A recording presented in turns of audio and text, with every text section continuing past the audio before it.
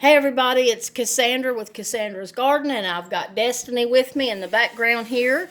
And we are making, this morning, we are making strawberry cheesecake macaroons. And I've got so much information for you.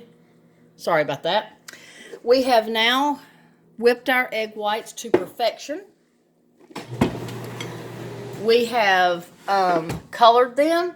And I would like to explain what's going on right here. Okay, I have sifted 1 3/4 cups of powdered sugar, also known as icing sugar. I have 1 cup of finely ground almond flour that I did not sift. I just ground it to perfection. It is completely ground, so fine, it's just incredible. Then I added the two together with my whisk, as you just saw that I had in this bowl, and I made sure that there were no more lumps in it. And I might see just a few, but they're going to pan out. And I incorporated these two together for a better overall product in the end. Now, the trick is to add this to this in a proper way, and it's called macaronage. When you add your meringue to your almond flour mixture, it is literally called a macaronage. So we're going to macaronage these two elements together. Now, here's what I didn't tell you before, but I'm going to tell you now. You cannot overmix. If you do, your macaroons will fail. So, let's just add a little at a time of these wonderfully stiff peaked egg whites. And we're just going to add a little at a time. And we're going to macaronage. But you cannot overmix. That's the trick. And then I'll show you how to know that you didn't overmix. I didn't show you that in the cookies and cream video. And once again, I do want to apologize.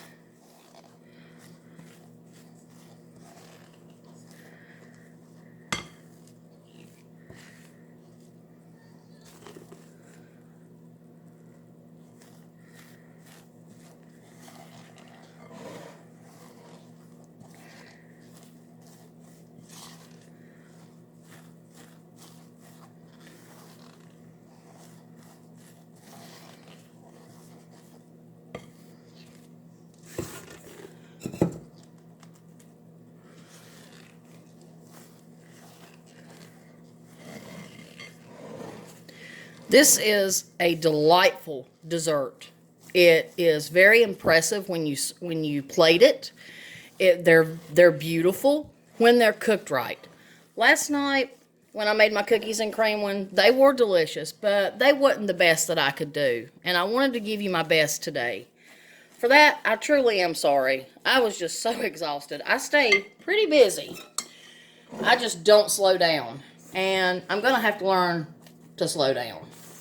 I'm going to add the rest of my beautiful pink meringue to my flour mixture because, again, like I said earlier, we do not want to overmix. Overmixing will cause your final product to fail.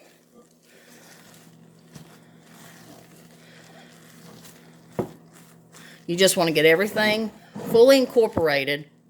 And this thing that some people tell you a lava consistency, how many of us are really at a volcano and seeing lava? So I have a better solution and a better way for you to identify if you've mixed it good enough. And I'll show you what that means in a minute. We have officially macaronaged our mixture. And I guess I should be wearing gloves, even though my hands are clean.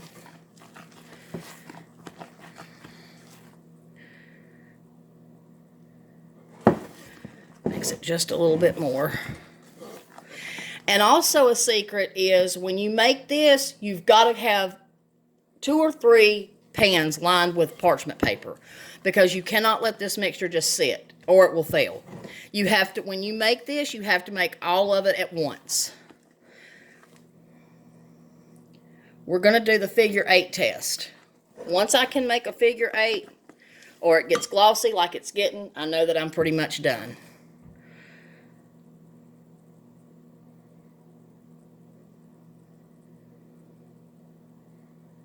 Almost at the figure 8 stage.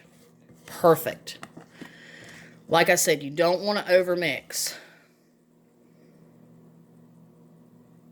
There's my figure 8. I'm done. Perfect. Now I'm going to add this to my piping bag because it is perfect. I don't want to overmix this, and I have 2 cookie sheets lined with parchment paper. And I did tell you guys and gals, I said I promise I'll get a silicone macaroon baking sheet. I'm not going to do that because I did discover that it is best to use the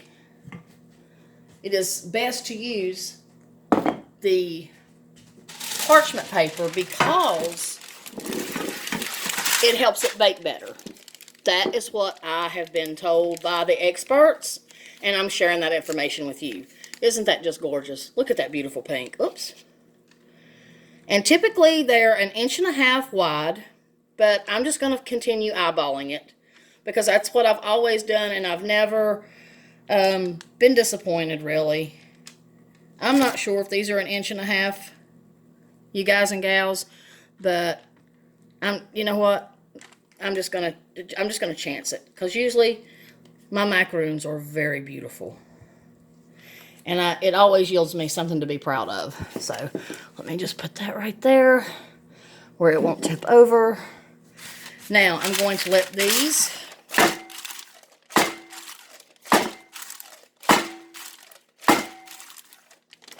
sit for an hour because, again, every time I've ever done that, I kind of mix up the French version and the Italian version all in one because I have just found that it really does overall give me a better final product, and I'm really excited for y'all to see how pretty that I can really make these.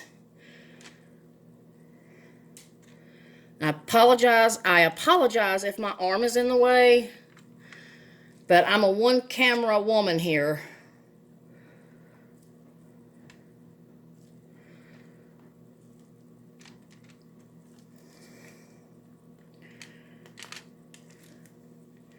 And this recipe makes a lot of macaroons. Like, you will not be disappointed. And, I mean,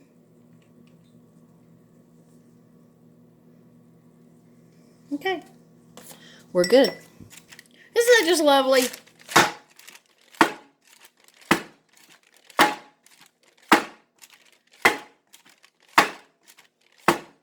All right, these are all going to sit for 1 hour. They're going to sit undisturbed for 1 hour, and I'm going to bring you back and show you what they look like after they've been baked. They should have the little feet on them. They should be absolutely perfect, a whole lot better than yesterday's. Time will tell, and I'll see you guys and gals in the next video. Please stay tuned. Blessings, love, and light, everyone.